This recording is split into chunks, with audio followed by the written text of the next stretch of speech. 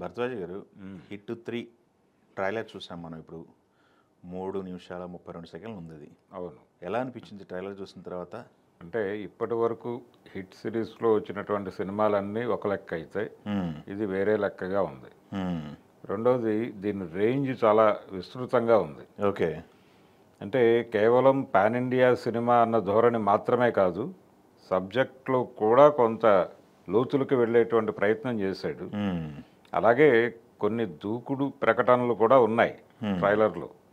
అంటే క్రిమినల్ అనేవాడు ఉంటే 6 అడుగుల గదిలో ఉండాలి, లేకపోతే గనక భూమి లోపల 10 అడుగుల లోతులో ఉండాలి అన్నట్టుగా ఒక డైలాగ్ ఒకటి నడిచింది. అదే 10 అడుగుల సెల్లో లేకపోతే భూమి లోపల 6 అడుగుల లోపల ఉండాలి అన్నట్టుగా ఒక డైలాగ్ చెప్పాడు ఆయన. అంటే క్రిమినల్స్ పట్ల అతని యాటిట్యూడ్ ఏమిటి అనేది ఎస్టాబ్లిష్ చేయటం కోసం ఆ డైలాగ్ పెట్టారు. త్రూఅవుట్ ట్రైలరు అదే టోన్లో నడిచాడు అతను, అదే యాటిట్యూడ్తో క్యారెక్టర్ కనిపించింది. అంటే నాని ఇప్పటిదాకా చేసినటువంటి క్యారెక్టర్స్ అన్నీ కూడా ఒక పద్ధతిలో నడిచినాయి, కానీ మొదటిసారి తను యాటిట్యూడ్తో నటిస్తున్నటువంటి సందర్భం. ఈ మధ్య మనం అర్జున్ సర్కార్ అని పెట్టాడు. అయితే ఈ క్యారెక్టరైజేషన్లోనే కొంత ఇది తీసుకొచ్చారు.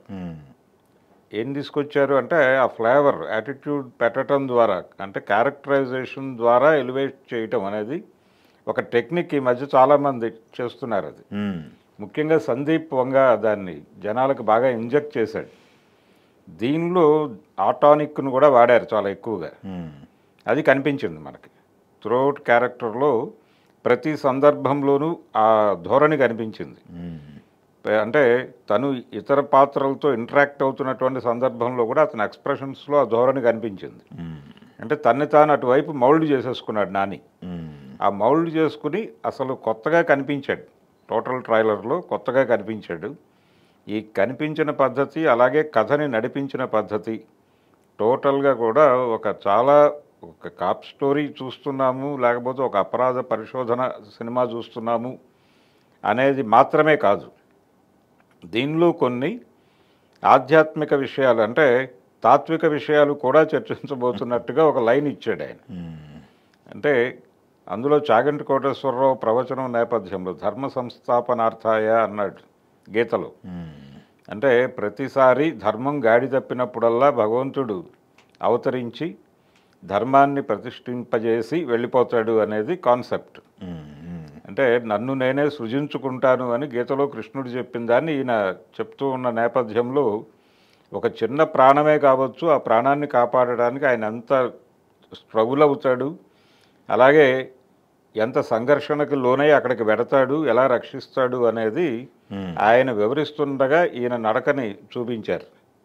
చాగంటి గారి వాయిస్ ఓవర్ వస్తూ ఉండగా ఈయన నడకను చూపించారు.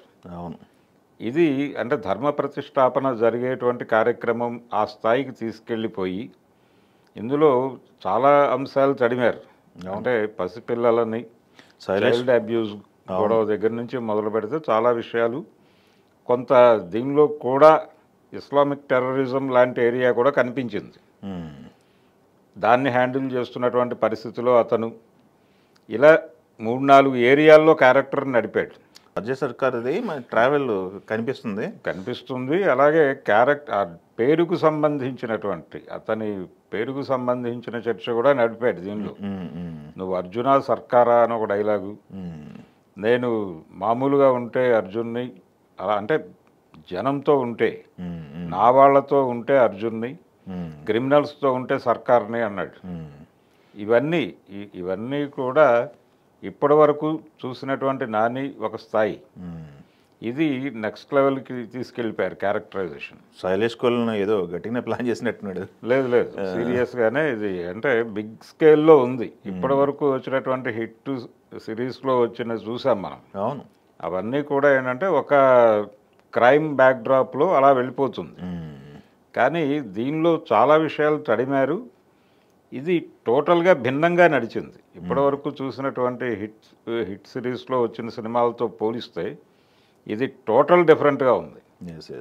దీనికి స్పాన్ పెరిగింది. స్పాన్ పెరగటం, నాని రావటంతో దీని స్పాన్ పెంచేసి పాన్ ఇండియా లెవెల్కి తీసుకెళ్లారు.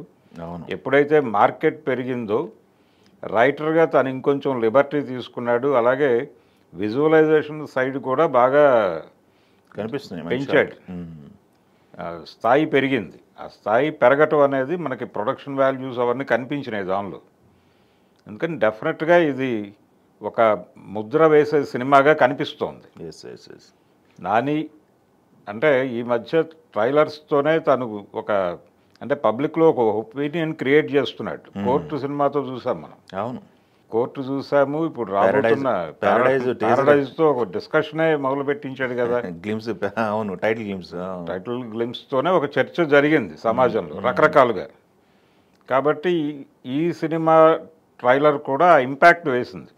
ఆ ప్రభావం చూపించేదిగా ఉంది అన్ని భాషల్లోనూ. ఒక బేస్ అయితే క్రియేట్ చేశాడు తను.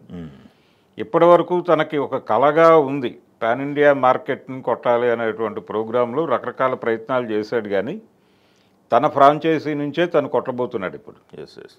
అందుకని దీని ద్వారా ఒక మార్కెట్ క్రియేట్ అయిపోయిన తర్వాత ఇప్పుడు తను టోటల్గా సినిమాల మీదే డెడికేట్ అయిపోయి ఉన్నాడు. అవును. అంటే లోకల్ మార్కెట్ సినిమాలు తీస్తూ ప్రొడ్యూసర్గా, రెండో వైపు పాన్ ఇండియా రేంజ్ సినిమాల్లో తను నటిస్తూ అలా 2-3 పద్ధతుల్లో ఆయన సినిమా ఇండస్ట్రీలో తిరుగుతున్నాడు. ఆ రొటేట్ అవుతున్నటువంటి పద్ధతి చూస్తే సినిమాకి ఇంతగా డెడికేట్ అవుతున్నటువంటి ఈ జనరేషన్ హీరోల్లో ఇతనే కనిపిస్తున్నాడు. ఈ డెడికేషన్ డెఫినెట్గా ఒక మంచి సక్సెస్ని అయితే ఇస్తుంది అతను. చూద్దాం. మే 1 రిలీజ్ అన్నారు కదా. మేడే రోజు రిలీజ్. Yes yes. మేడే రోజు రిలీజ్ కాబట్టి ఇది ఈ సిరీస్కి ఒక హైలైట్ పిక్చర్ అవుతుంది.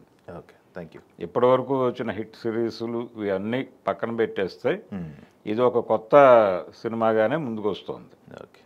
నాని పాన్ ఇండియా మార్కెట్ని ఈ సినిమాతో డెఫినెట్గా కొట్టబోతున్నాడు అనే కాన్ఫిడెన్స్ అయితే ఇచ్చాడు ట్రైలర్తో.